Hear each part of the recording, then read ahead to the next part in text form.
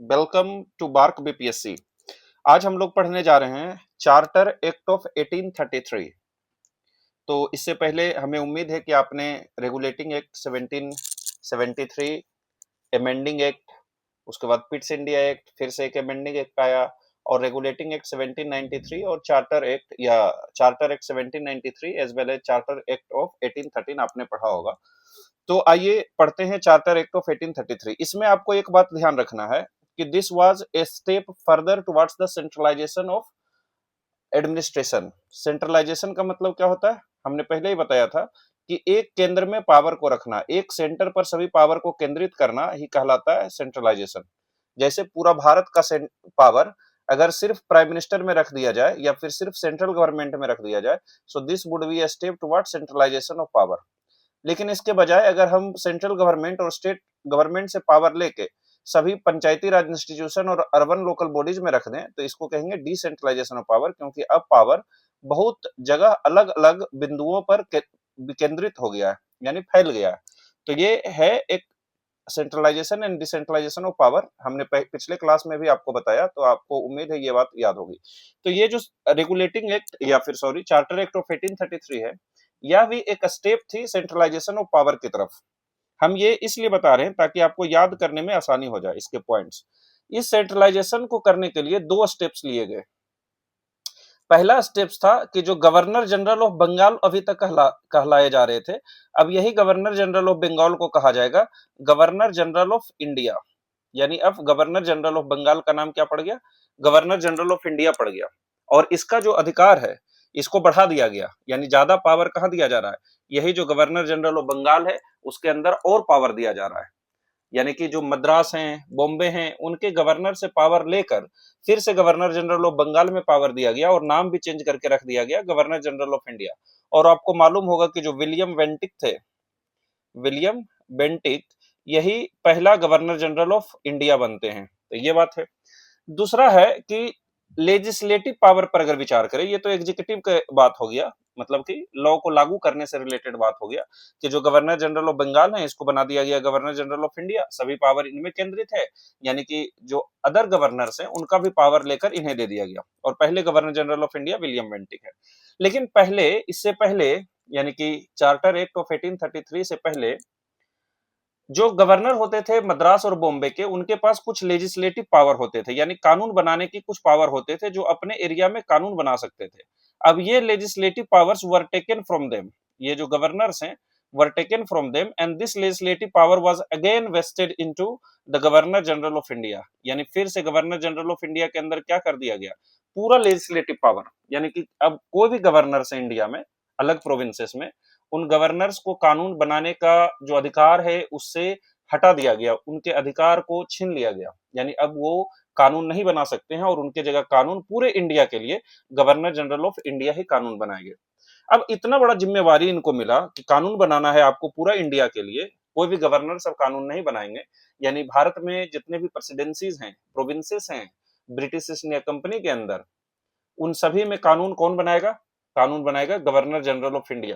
इसलिए इसका जो एग्जीक्यूटिव काउंसिल था, हमने देखा था ना रेगुलेटिंग एक्ट 1773 में ही एक एग्जीक्यूटिव काउंसिल और 4 मेंबर्स वर क्रिएटेड। इस एग्जीक्यूटिव काउंसिल में पहली बार एक लॉ मेंबर को ऐड किया गया। यानी ये लॉ मेंबर सिर्फ इसका फंक्शन क्या रहेगा, लेजिस्लेटिव फंक्शन रहेगा, कानून बनाने का फंक्शन रहेगा, और एग्जीक्यूटिव जो काउंसिल है उसका फंक्शन रहेगा इस कानून को लागू करने के लिए।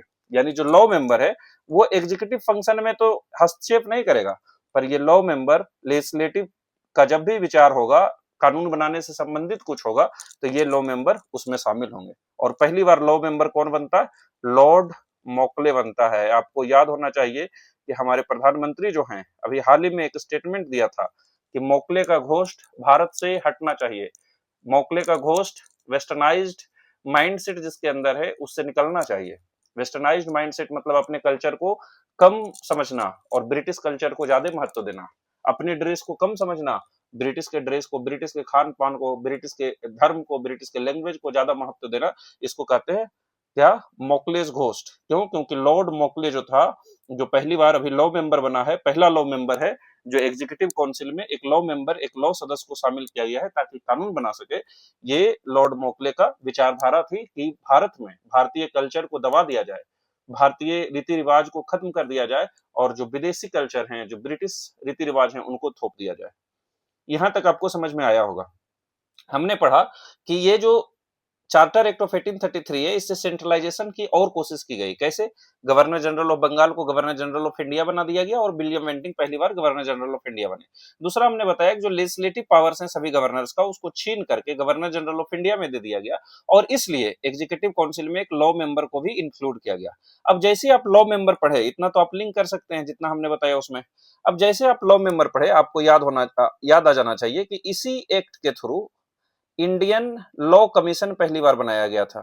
ये अलग है, वो लॉ मेंबर को एग्जीक्यूटिव काउंसिल में शामिल किया गया। यहां है कि इंडियन लॉ कमीशन को बनाया गया, जिसका काम क्या रहेगा?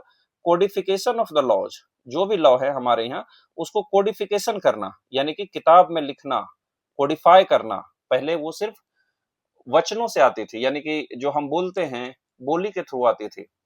जो हम लोग ऋग्वेद में भी आपने पढ़ा होगा, श्रुति और श्रवण।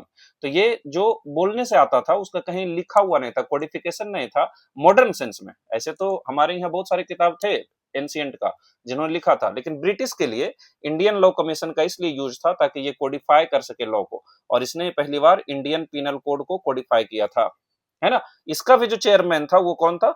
लॉर्ड मोकले था। लेकिन दोनों अलग अलग चीजें हैं। वो सिंपली था कि एक लॉ मेंबर को शामिल किया जाए गवर्नर जनरल ऑफ इंडिया के एग्जीक्यूटिव काउंसिल में, ताकि जब भी कानून बने तो वो सहयोग करे। यहाँ पर है कि एक इंडियन लॉ कमीशन बनाया गया जिसमें 3-4 सदस्य रहेंगे। लॉर्ड मोकले जिसके चेयरमैन है, और इसका काम रहेगा कोडिफिकेशन ऑफ लॉ का, जिसका पहला काम था आईपीसी को कोडिफाई करना। ये भी बात आपको समझ में आई होगी। अगर इतना आया है समझ में, 4 पॉइंट समझ लिए, तो 2 पॉइंट और है, उसको भी समझ लेते हैं। इसी एक्ट से पहली बार कोशिश की गई कि जो कंपटीशन है, जो इंडियन सिविल सर्वेंट्स हैं, इसका जो कंपटीशन होता है, एग्जाम होता है, ताकि हम सिलेक्ट कर सके बच्चों को जो इंडियन सिविल सर्वेंट्स बनेगा, ये कंपटीशन को पहली बार फ्री एंड ओपन करने की कोशिश की गई कि भारतीय भी अब इसमें शामिल हो सकेंगे।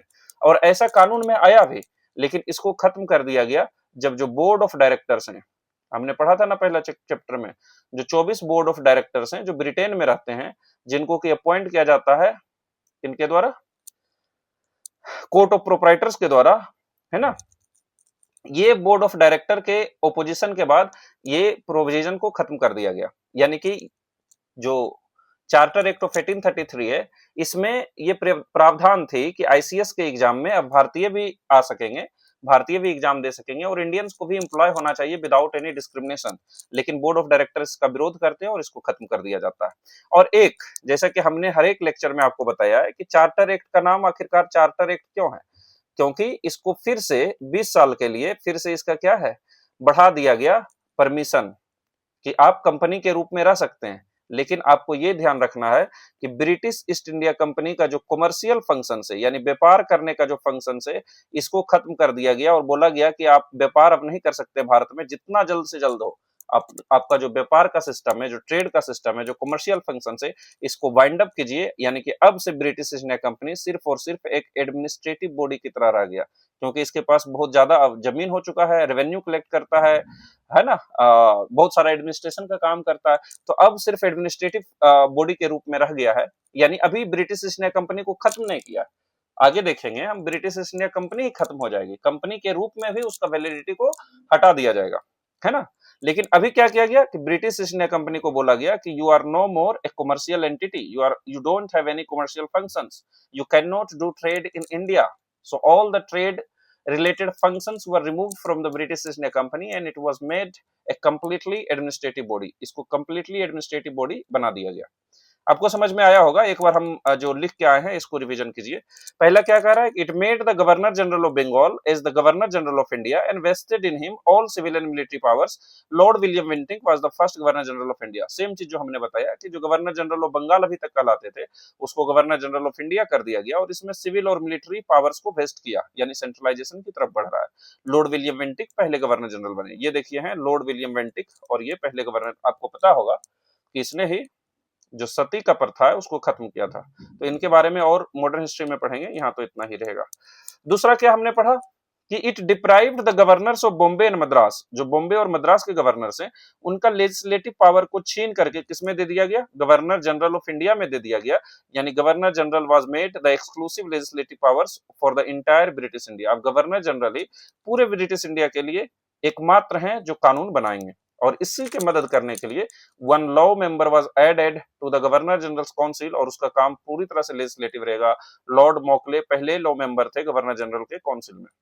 इंडियन लॉ कमीशन को इसी समय अपॉइंट किया गया कोडिफिकेशन ऑफ एग्जिस्टिंग लॉ के लिए, यानी कि लिखने के लिए, और यही इंडियन पीनल कोड को इनेक्ट करता है। लॉर्ड मोकले इसका पहले चेयरमैन रहते हैं। आप कमेंट में बताइए बिना कहीं सर्च किए हुए कि इंडिपेंडेंट इंडिया में जो पहला लॉ कमीशन बनता है, ये लॉ कमीशन अभी भी बनता है, तो जो इंडिपेंडेंट इंडिया में पहला लॉ कमीशन बनता है इसका चेयरमैन कौन रहते हैं?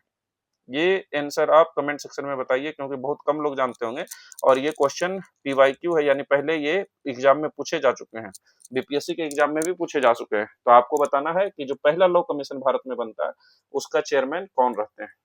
आगे बढ़ते हैं। ये देखिए लॉर्ड मोकले है, इन्हीं का भूत उतारना है भारतीयों के सर से। फिर क्या बोला गया कि ऑल द ट्रेड प्रिविलेजेज, जितने भी ट्रेड प्रिविलेजेज है कंपनी का, सभी को एबोलिस्ट कर दिया गया, और कंपनी को बोला गया कमर्शियल बिजनेस को आप अपना जल्द ही खत्म कीजिए। यानी कि अब ये कंपनी सिर्फ एक एडमिनिस्ट्रेटिव बॉडी रहा, एक जो बिजनेस के लिए कंपनी होता है उसको खत्म कर दिया गया। एडमिनिस्ट्रेटिव बॉडी अभी भी है, क्योंकि भारत में जो क्षेत्र है उसका जिम्मेवारी ब्रिटिश ईस्ट इंडिया कंपनी के ऊपर ही दिया गया है। और ये अटेम्प्ट किया कि इंट्रोड्यूस किया जाए सिस्टम ऑफ ओपन कंपटीशन, ताकि सिलेक्शन हो सके सिविल सर्वेंट्स का। और इसमें था कि Indian should not be barred from holding any place office or employment under the company. Company के अंदर कोई भी ऑफिस पाने से, ग्रहण करने से भारतीयों को नहीं रोका जाना चाहिए, लेकिन कोर्ट ऑफ डायरेक्टर के मना करने से, ओपोजिशन से इसको खत्म कर दिया गया। ठीक है, कोर्ट ऑफ डायरेक्टर्स के बोलने से इसको खत्म कर दिया गया। ये आप समझे। यानी कि ये जो लॉ है जो हम पढ़ रहे हैं, चार्टर एक्ट ऑफ 1833, ये किसके द्वारा लाया जाता था, यानी ये लॉ को कौन बनाता था? ये ब्रिटिश पार्लियामेंट बनाती थी। यानी ब्रिटिश पार्लियामेंट तो चाह रही है कि इंडियंस को ओपन कंपटीशन में हिस्सा मिले, है ना, लेकिन जो कोर्ट ऑफ डायरेक्टर्स हैं ये नहीं चाह रहा था, और इसी का ओपोजिशन के कारण इसको खत्म कर दिया गया। ठीक है, तो ये चार्टर एक्ट ऑफ 1833 आपको जरूर याद हुआ होगा।